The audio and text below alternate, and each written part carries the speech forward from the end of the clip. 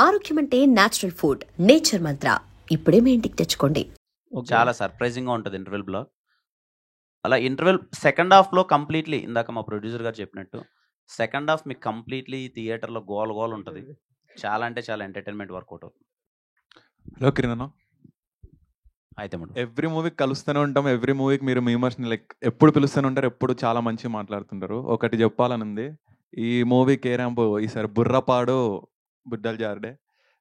మనం మీది టీజర్లో కూడా ఒక డైలాగ్ ఉంటుంది, ఆ మూవీస్లో ఉన్న ఆథెంటిసిటీ మన దాంట్లో ఉండదు అని. అలా మనం మలయాళం మూవీస్ వస్తే చాలా మంది మనం ఇక్కడ సపోర్ట్ చేస్తాం. లైక్ బాగుందంటే తెలుగు టీఎఫ్ఐ నుంచి ఎట్లా ఏ లాంగ్వేజ్ నుంచి వచ్చినా సపోర్ట్ చేస్తాం. కానీ అక్కడ రివర్స్లో చూస్తే రీసెంట్గా జరిగిన ఇన్సిడెంట్స్ కానీ ఏం జరిగినా కానీ మనం మలయాళం మూవీస్ని సపోర్ట్ చేసినట్టు వాళ్ళు అక్కడ కానీ మనని చెయ్యరు. లైక్ మీరు చూసుంటారు రీసెంట్. సో దానిపైన మీ ఒపీనియన్? మనకు ప్రేమ ఎక్కువ అని చెప్పుకోవచ్చు. మన వాళ్ళన్నీ అసలు చాలా ఏదైనా వేరే భాష సినిమా ఏదొచ్చినా సరే నేను కానీ మనందరం కానీ చాలా వెళ్తాం, చాలా బాగుంటాయి, ఎంకరేజ్ చేస్తాం. బాలేని సినిమాల గురించి మనం మాట్లాడం ఎందుకంటే ఇక్కడ. బట్ ఏంటంటే నాకు అర్థమైంది ఏంటంటే మన వాళ్ళు కూడా ఇక్కడ చాలా మంచి కంటెంట్ చేస్తారు, చాలా మంచి సినిమాలు చేస్తారు. కొంచెం మన వాళ్ళకి కొంచెం పాజిటివిటీ ఇచ్చి పక్కన వాళ్ళని ఎక్కువ పోడేదాని బదులు మన వాళ్ళని కూడా కొంచెం సపోర్ట్ చేసి బాగా చేస్తారు అని చెప్పి, ఏదైనా బాగాలేదన్నప్పుడు కూడా కొంచెం చెప్పే విధానం ఒకటి ఉంటుంది కదా, అలా మంచిగా చెప్పి మంచిగా సపోర్ట్ చేస్తే బాగుంటుందని. బట్ ఐ హోప్ వాళ్ళు కూడా వేరే భాష వాళ్ళు కూడా మనల్ని ఇంకా ఎంకరేజ్ చేయాలని కోరుకుంటున్నాను. ఈ సినిమాలో అది ఉంటుంది, మీరు చూస్తారు. అంటే హీరోకి కొంచెం ఇక్కడి నుంచి అటు వెళ్తాడు కదా కేరళకి.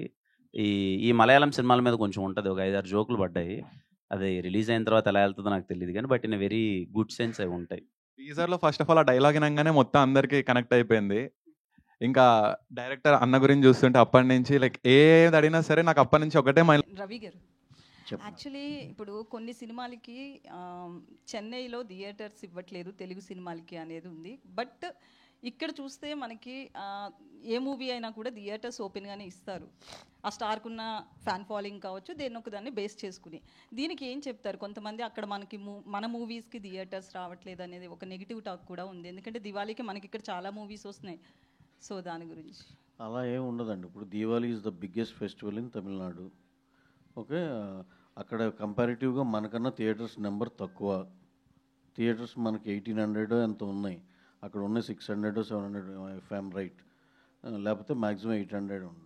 సో ఇప్పుడు ఒకటేనండి, ఇప్పుడు సినిమాలన్నీ రిలీజ్ అవుతాయి.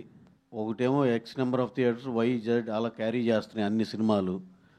ఫస్ట్ డే టాక్ని బట్టి అవి అడ్జస్ట్ అయిపోతూ ఉంటాయి. You give the best content, పెద్ద హిట్ కంటెంట్ ఇవ్వు, తీసుకెళ్ళు. అంతేగాని ఊరికి నేను థియేటర్లు రావట్లేదు అవన్నీ, that is not like that. అంటే ఇప్పుడు మనకు ఒక రూల్ ఉంది, పొంగల్ టైంలో ఓకే వీ హ్యావ్ సమ్ ఇది అట్లా. ఇప్పుడు ఇదంతా అందరికి ఓపెనే కదా, that is not like that. ఎవరిని అలా ఆ విధంగా బ్లేమ్ చేయొద్దు.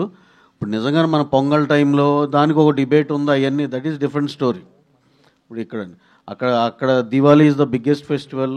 అండ్ అగైన్ మరి మీరు దేని ఉద్దేశించి అంటున్నారు నాకు తెలియదు కానీ నేను జనరలైజ్ చేసి చెప్తున్నా అది. ఓకే, దాంట్లో ఏ సినిమా బాగుంటే ఆ సినిమా షోలు మ్యాక్సిమం వచ్చేస్తాయి. అది అసలు ఎవరికి వరి అవ్వాల్సింది లేదు, ఎవరు కంగారు పడాల్సిన అవసరమే లేదు. ఈ సినిమా గురించి కూడా చెప్పాలి కాబట్టి నేను చెప్తున్నా. ఇప్పుడు ఎక్స్ట్రాడినరీ సినిమా అండి, బ్రహ్మాండంగా ఉంది, బ్లాక్ బస్టర్ సినిమా. దాన్ని మించి ఇంకోటి రానివ్వండి, వీఆర్ వెల్కమింగ్. అలా రావాలని కోరుకుంటున్నాం. మా దాంట్లోంచి కూడా కొన్ని షోలు ఇస్తాం, దాంట్లో అయితే ఇబ్బంది ఏం లేదు. మేము ఎన్ని షోలు వేసుకున్నాం సరే, నిజంగా దాన్ని దాటి ఎక్స్ట్రాడినరీ కంటెంట్ ఏమైనా ఉంటే కనుక నేను సభాముఖంగానే చెప్తున్నా, అదే మన అందరు జర్నలిస్టుల ముందులే మా దాంట్లోంచి కూడా కొన్ని షోలు ఇస్తాం. That won't be A problem అండి అసలు. ప్రదీప్